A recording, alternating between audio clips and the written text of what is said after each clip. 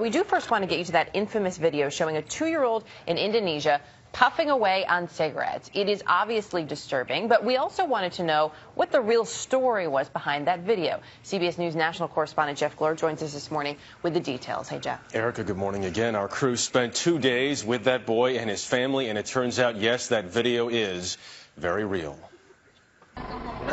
It began with an internet clip that went viral. Shocking video of a 2-year-old Indonesian boy chain smoking. A CBS News team traveled to the Indonesian island of Sumatra in search of that boy.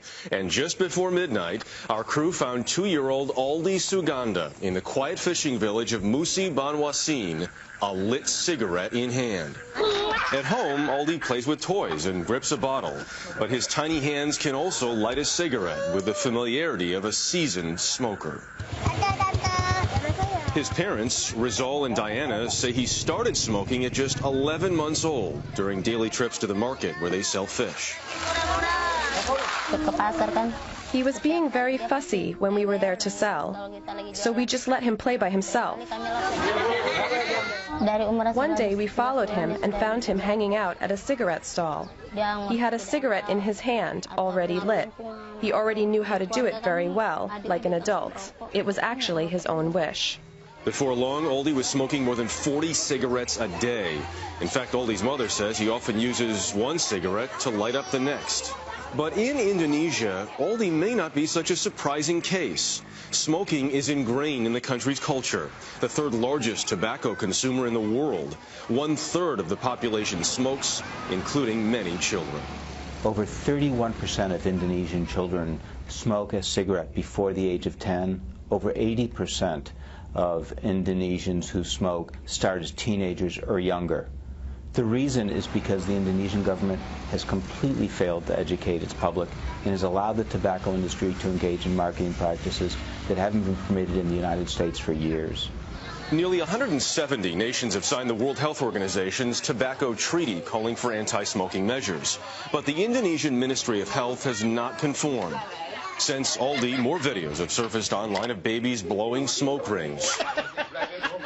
Aldi is now in a government-sponsored rehabilitation program, but a smoke-free future is still uncertain.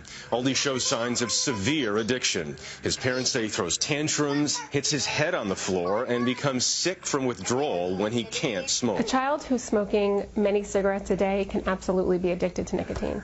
So it's not easy for him to stop smoking just cold turkey. If he can really quit smoking, he will definitely be a very healthy boy. But now I don't know what will happen in the future. This boy's lungs are still developing, so anything that's going to damage his lung tissue is going to damage it permanently, and it's really going to decrease his total lung function later on for his entire life. Nowadays, he smokes 1 pack a day, 2 packs at most. We surely hope he will quit, that he will be like any other kid, not smoking. But I can't stand seeing him hurting himself. What can we do but accept it as it is? Just this morning, we got some new information from the Indonesian Ministry of Health saying Indonesia is prepared to exceed and ratify the Framework Convention on Tobacco Control.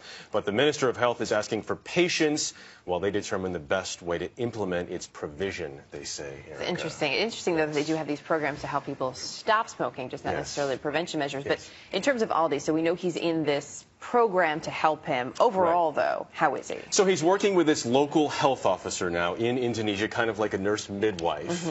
He's been checked out. He doesn't have any diseases, but his family says they now understand the dangers and what might happen if he keeps smoking. So they're hopefully going to try to help him. They are, stop. Yes. And the government there says they do acknowledge it as an epidemic. They mostly blame advertising and promotions from the tobacco industry. Well, there are reportedly some advertising uses that have not been seen in many countries for probably decades at this point. There's clearly a lot of it over there. Yeah. The question is, can you get rid of it? Do they want to get rid of it? We'll see. Wow. Still, it's just so disturbing. Jeff, thanks. A lot happens early on The Early Show, weekday mornings on CBS.